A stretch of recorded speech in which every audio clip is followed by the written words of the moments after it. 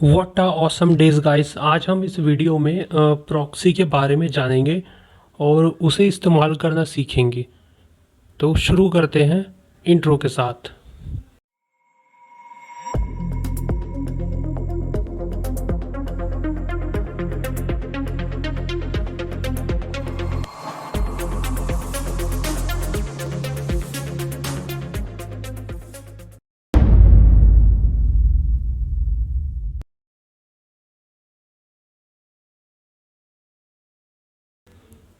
तो देखो मैं जैसा कि मतलब कि थोड़ा सा तो आशा करता हूँ कि तुम लोग को प्रॉक्सी के बारे में पता होगा, लेकिन एटलीस्ट प्रॉक्सी को हम पेनिट्रेशन के लिए कैसे यूज़ कर सकते हैं ये तुम्हें शायद नहीं पता होगा। तो आज मैं तुम्हें वही समझाता हूँ। देखो, प्रॉक्सी को ना हम एज अ इंटरसेप्टर यूज़ करते हैं, यानी कि हम जो है प्रॉक्सी को यूज़ करेंगे किसी भी चीज़ को इंटरसेप्ट करने के लिए।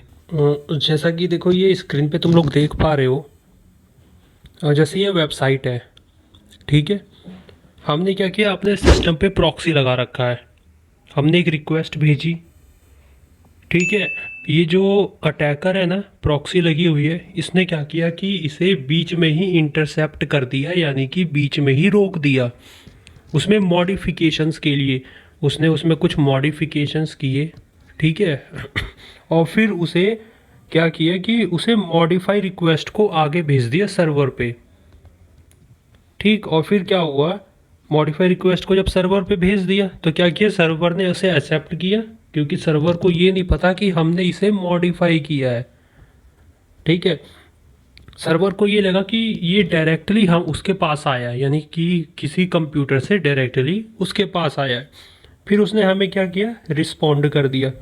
तो ठीक वैसा ही होता है। देखो, मान लो कैसे यूज़ होता है, मैं तुम्हें एक बार फिर से समझाता हूँ। मान लो कि एक वेब तुमने ना अपने सिस्टम पे प्रॉक्सी लगा रखा है, ठीक है। तुमने एक एप्लीकेशन का यूज़ किया, ठीक है। मान लो कि तुम्हें ना मान लो तुम एक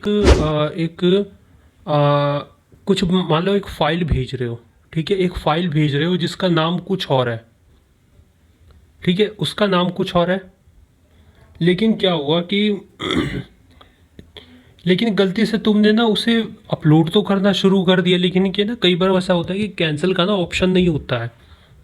तो तुमने क्या किया, प्रॉक्सी को तुरंत ऑन किया। और नहीं, तुम्हें मान लो ये पता है कि हाँ तुम्हारा प्रॉक्सी तो ऑन है। तुमने क्या किया कि अपना एप्लीकेशन खोला, ठीक है। उसमें डेटा को बीच में ही रोक दिया, ठीक है। डेटा को बीच में रोक दिया, अपने फाइल के साथ जो करना था, जो छेड़छाड़ करनी थी तुमने कर दी, ठीक है। और फिर उसे दोबारा से फॉरवर्ड करना शुरू कर, यानी कि फॉरवर्ड कर दिया, यानी कि आगे की ओर भेज दिया। तो ये होता है जो तुमने छेड़छाड़ की बीच में, वो होता है मॉडिफाइड रिक्वेस्ट, यानी कि तुमने उसे मॉडिफाई किया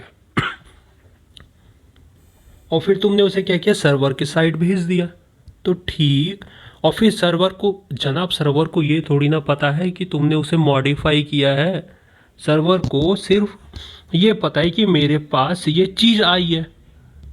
जैसे मान लो तुम दुकान से कोई चीज़ लेते हो, ठीक है। तुम्हें थोड़ी ना पता कि दुकानदार ने उसमें क्या चेंजेस किए हैं। कोई चेंजेस किए तुम्हें पता लगा पाओगे।